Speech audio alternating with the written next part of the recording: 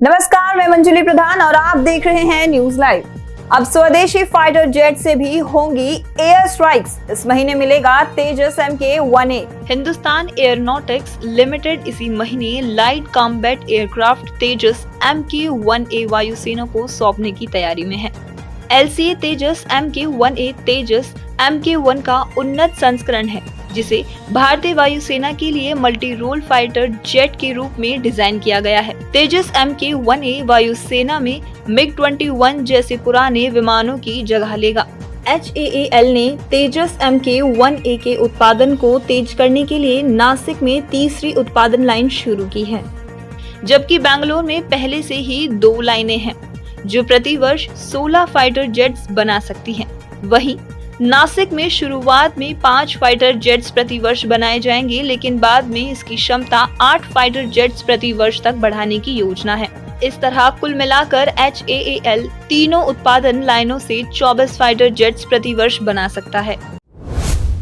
केंद्र सरकार ने सिंधु नदी को लेकर बनाया बड़ा प्लान, पाकिस्तान की आएगी शामत। पहलगाम आतंकी हमले के बाद केंद्र सरकार सिंधु नदी बेसिन परियोजना को तेजी से पूरा करने में लगी हुई है।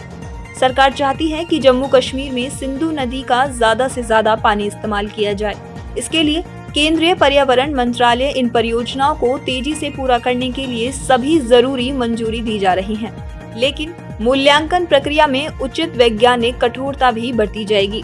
इन परियोजनाओं में पनबिजली के साथ ही सिंचाई और पानी जमा करने की योजनाएं भी शामिल हैं। फिलहाल उरी स्टेज 2, किरथाई 2 और सावलकोट जैसी पनबिजली परियोजनाएं को मंजूरी मिलना बाकी है। इन परियोजनाओं से बिजली मिलेगी और पानी जमा करने के लिए जलाशय भी बनेगा। वहीं इन परियोजनाओं के पूरा होने से पाकिस्तान को बड़ा झटका लगने वाला है। जैसे जैसे सिंधु नदी बेसिन के पानी पर भारत नियंत्रण करता जाएगा, वैसे वैसे पाकिस्तान की ओर पानी का बहाव कम होता जाएगा। अनिल अंबानी की कंपनी बनाने जा रही है सेना के लिए गोला बारूद। सरकार से मिल सकता है 10,000 करोड़ का ऑर्डर।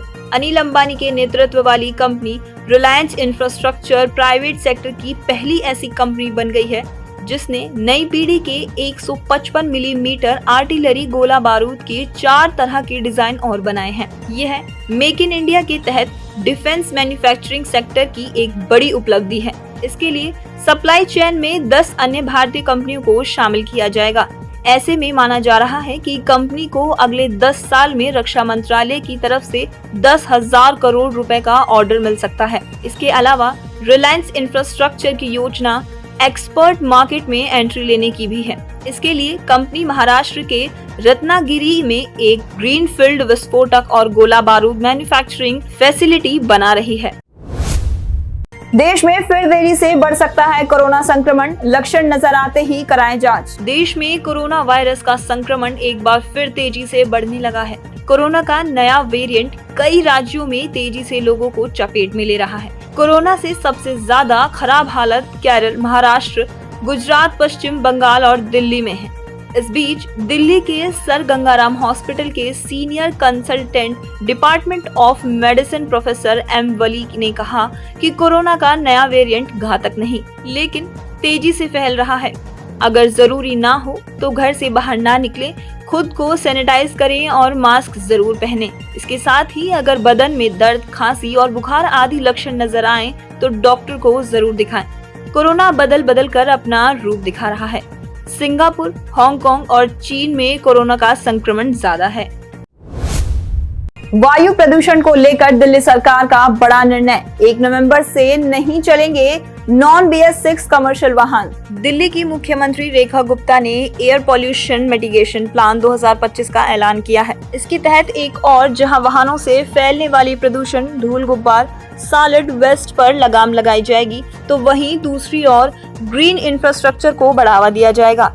इसके साथ ही दिल्ली सरकार ने 1 नवंबर 2025 से नॉन BS6 कमर्शियल वाहनों पर रोक लगाने का निर्णय लिया है।